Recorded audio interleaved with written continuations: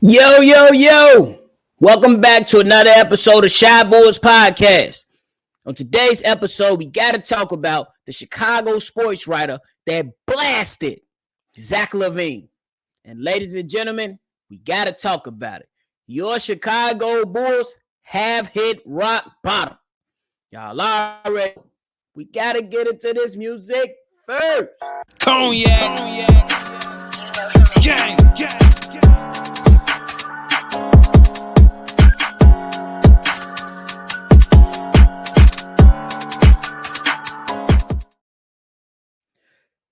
Shy Boys Podcast with the Cognac Boys. I'm Cognac Boy Bobby, and I'm holding down on another episode of Shy Boys Podcast for me and my co-host, C-Dub. If you're enjoying what you like today, hit that like button, hit that subscribe button. But y'all, we had a Chicago Tribune sports writer come out and blast Zach Lavine, pointing to the fact that since Zach Lavine signed a $215 million contract and becoming that max player for the Chicago Bulls, everything wrong with the Bulls falls on him. Like me personally, I can't be mad. You know what I'm saying? Because Zach, he has to be better.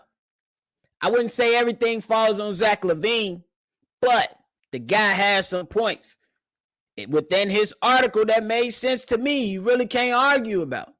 He brought up some moments to where Bulls players like Goran Dragic talked about Jimmy Butler, saying he loved him as a teammate because with Jimmy, you know where you stand right away. If you're willing to sacrifice for the team, he'll have your back 100% because that's how he plays.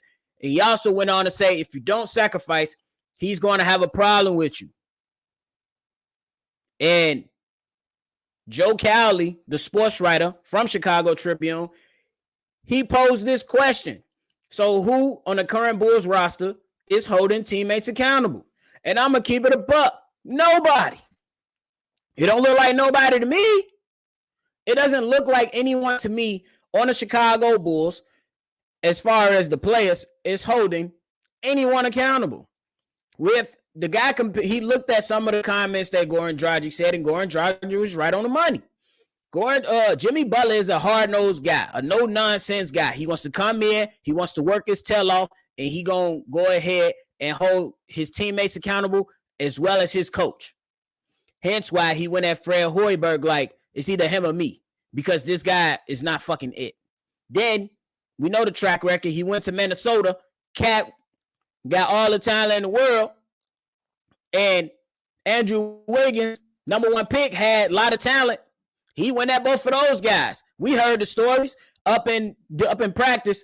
He went against them, bust their ass, and they still thought it was funny. And he got up out of Minnesota. He proved his point, in my opinion, and got himself out of Minnesota. So I'm with Goran Dragic and his comments. You got to sacrifice. Everybody got to sacrifice. And I'm with the sports beat writer, Joe Cowley, when he said who on the current roster is going to hold the team accountable. Because as of right now, no one's doing that. Not even the head coach is holding players accountable, at least from what it looks like. We don't know what's going on behind closed doors, but I believe that there is something internally going on with the Chicago Bulls. For real. You got guys constantly saying we're not playing for each other.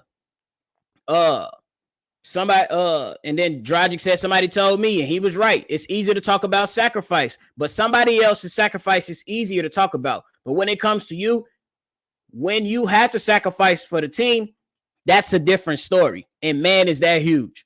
And I think that DeMar's not sacrificing. I don't think Zach Lavine is sacrificing. Those are the two best players on his team, and they look like dog water. And that's just how we got to keep it. And I'm not mad at the Chicago sports writer, Joe Cowley, for going at these players, bro. I'm not mad at them. They look horrible right now. You know what I'm saying? If you listen to me in the last few days, I brought up the point that since Billy Donovan's contract has been announced, the Bulls have been on the slide. You know what I'm saying? They've only won 2 games in the last 8. And the last 4 games have been horrible. Horrible. There's no effort on the defensive side. These guys, like Auntie Teresa said, and my boy Hayes said, these guys are playing with a I don't give a fuck attitude. They come out in the first quarter, look like they want to be there. The moment they face a little bit of adversity in the second quarter, the wheels fall off. That is ridiculous, bro.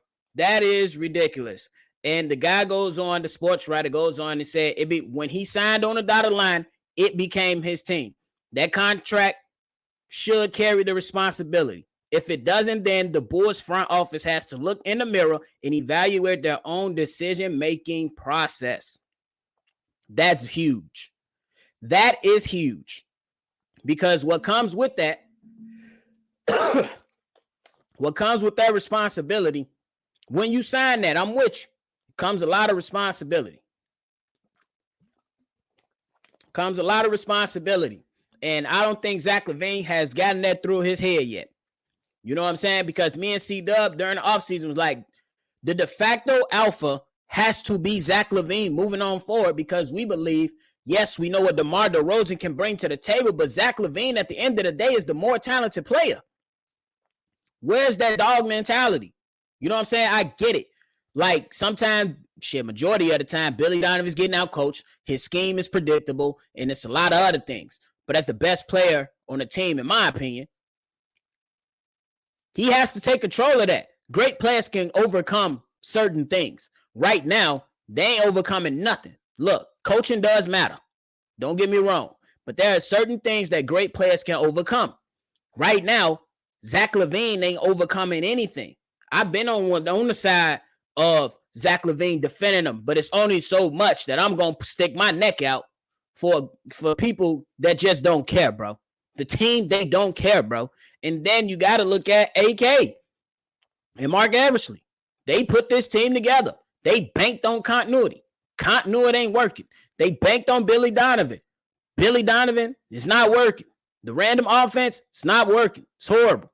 So these guys got to get it together, because the Joe Cowley wasn't wrong. He said Zach Lavine on the defensive end of the floor within these last few weeks, he's been horrible.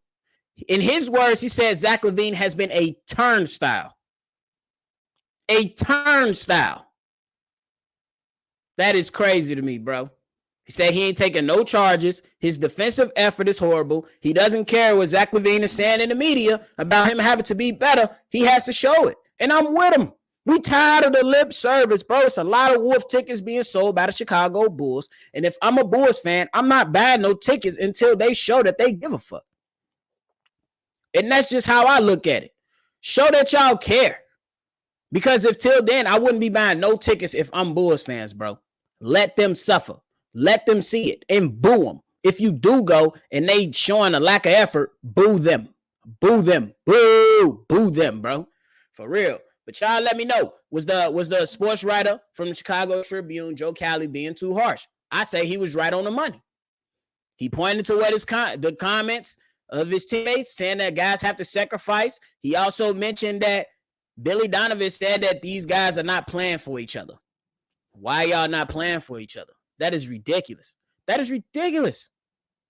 So hit the comment box. Let me know, y'all. But moving on. The Chicago Bulls, they have hit rock bottom, y'all. And that's just what it was. Last night, they lost against the Minnesota Timberwolves 150 to 126. The 150 points is the most points given up by a Chicago Bulls franchise since 1982. 1982. That is ridiculous. That is ridiculous. Because, bro, we gotta get it together, bro. We definitely gotta get it together, bro. And that's just what it is. These guys have hit rock bottom.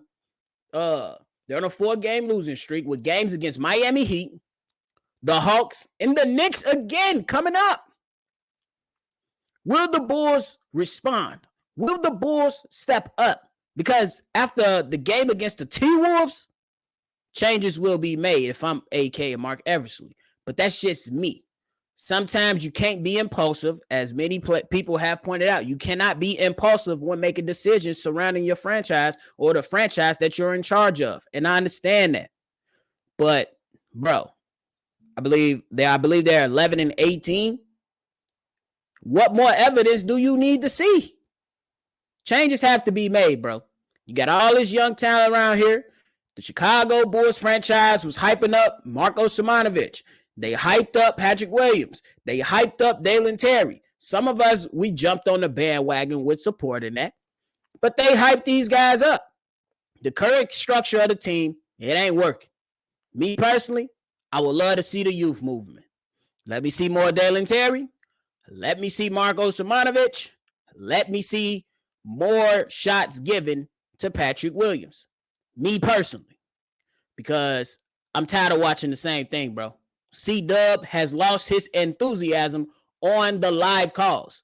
Where they do that at? My guy is the best in the business when it comes to live calling.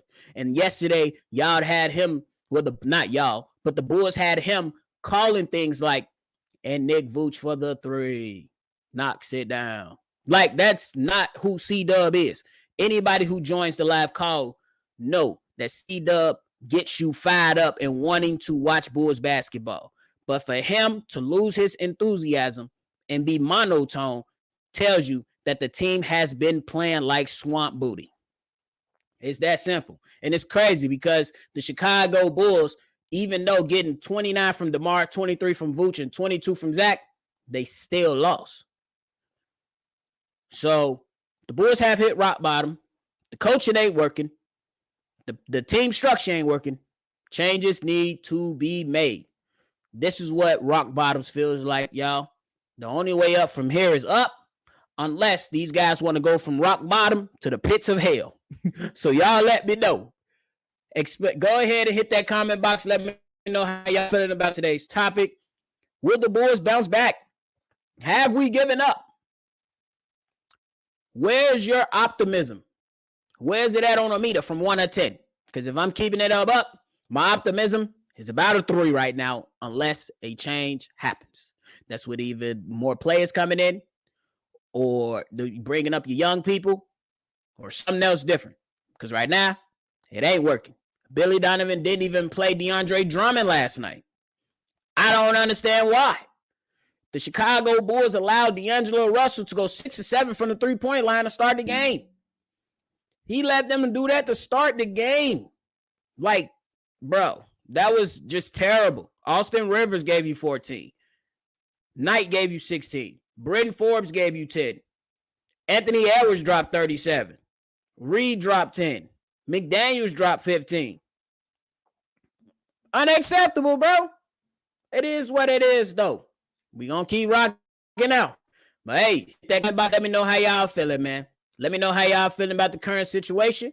Hey, and was the sports writer too harsh? I say no. And y'all let me know. How y'all feeling about rock bottom? Is it rock bottom, or are we going to the pits of hell? Comment pits of hell if you feel like they're going to the pits of hell, or it's only up from here if you feel like it's only up from here. Y'all already know. But if you're new to the channel, hit that like button, hit that subscribe button, hit that notification bell so every time we drop, you be one of the first ones to know. And man, if you want to send us a text message or a voicemail about today's topics or any other topics we ran through before, hit us up on that number, 773-242-9219. And I continue to support us. No matter what, we gonna throw the 30 arms up for y'all. Appreciate y'all for y'all support. Cognac boy Bobby. I'm gonna catch y'all on the next one. Enjoy the rest of y'all day. Cognac.